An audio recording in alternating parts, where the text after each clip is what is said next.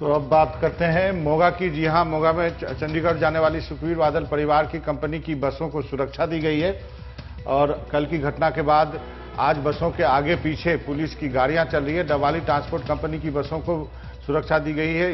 इसमें कहा जाता है कि इनमें मालिकाना हक बादल परिवार का है।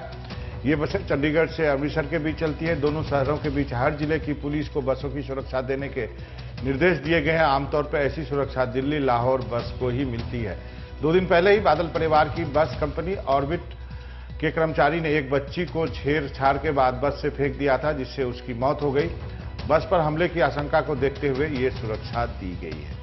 तो कादिमनी, यदि आप मुख्यमंत्री हो या मुख्यमंत्री के परिवार के हों और आपके पास बस हो तो फिर कुछ भी कर सकते हैं। हाँ, इसमें जो दिल्ली लाहौर की बात की गई है बाबा, अभी तक मैंने बसों में सुरक्षा सिर्फ दिल्ली लाहौर की बस को ही देखा है और ये बस वीआईपी हो गई है। अगर हम देखें चलना, अगर इस तरह का कोई मामला किसी और कंपनी के साथ होता तो सब ये मांग करते कि सारी सर्विस बंद कर दी जाए, जांच हो जाए, उसके बाद उबर कंपनी की बंद कर दी गई। लेकिन भाई ये वीआईपी बस है तो चल रही है, पूरी सुरक्षा के साथ चल रही है। हालांकि पंजाब के मोगा जिले से 24 घंटे के अंदर 2 ऐसी खबरें आई हैं जिससे राज्य में महिलाओं की स्थिति को लेकर सुरक्षा पर सवाल उठने लगे हैं।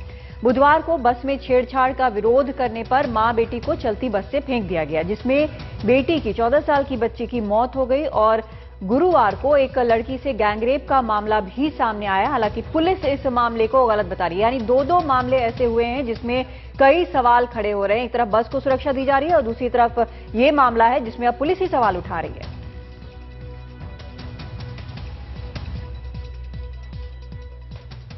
उसने मुझे कोई धमकी नहीं दी, कोई पैसा नहीं देने की कोशिश की। वैसे उसने बोला, बेटे राजीनामा कर लेते हैं, अंगूठा लगा दो और अपनी बढ़िया जिंदगी निकालो।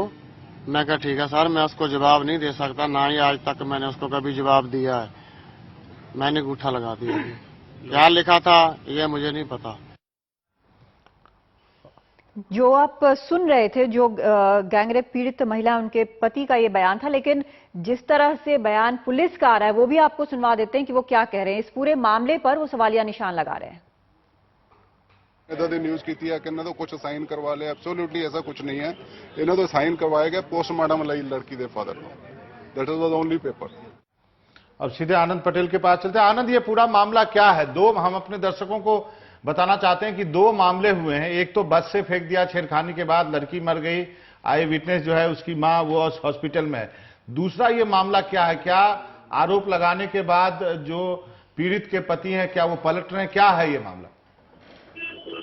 देखिए बाबा, ये जो डॉक्यूमेंट है इसमें ये लिखा हुआ है कि जो की गई है जो लड़की का पिता है उसकी तरफ से, और जो पोस्टमार्टम होता है उसकी एक ये प्रक्रिया होती है। उससे पहले 175 सीआरपीसी के तहत बयान लिखे जाते हैं। बाकी सब तो ठीक है, लेकिन जो आखिरी में लिखा गया है कि मैं पुलिस की जो भी कुछ कार्रवाई हुई है उससे संतुष्ट हूँ, ये चीज नहीं लिखी जाती है अमूमन। जबकि और वो भी ऐसी स्थिति में जबकि जो शख्स जो ये अंगूठा लगा रहा है तो पता भी नहीं है कि ऊपर क्या लिखा हुआ है, उस पर अंगूठा लगवा लिया गया है।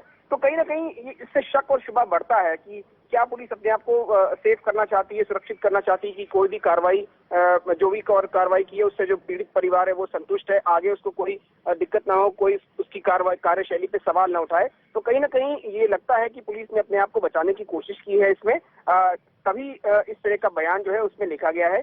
अमूमन जो शख्स अनपढ़ होता है, जिसको पढ़ना नहीं आता है, उसके साथ कोई ऐसा परिवार वाला मौजूद होना चाहिए जब भी 175 का बयान या 161 का बयान होता है, ताकि वो पहले पढ़ के उसको सुना दिया जाए कि ये जो भी लिखा गया है उससे वो संतुष्ट है, उसके बाद वो अंगूठा लगाए। लेकिन यहाँ पे जैसा कि परिवार वालों का आरोप था कि कल जब ये धरना पे बैठे थे उस वक्त इस शख्स को लेके गए पुलिस के लोग और जाकर के उससे इस बयान पे अंगूठा लगवाया। तो पहले परिवार ये कह रहा था कि कहीं ना कहीं दबाव डालने की कोशिश हो रही है, कहीं ना कहीं सुलह करवाने की कोशिश हो रही है, लेकिन पुलिस ने ये साफ किया है कि ये पोस्टमार्टम की जो प्रक्रिया होती है उसके तहत 175 का जो बयान है वो लिया है उसने।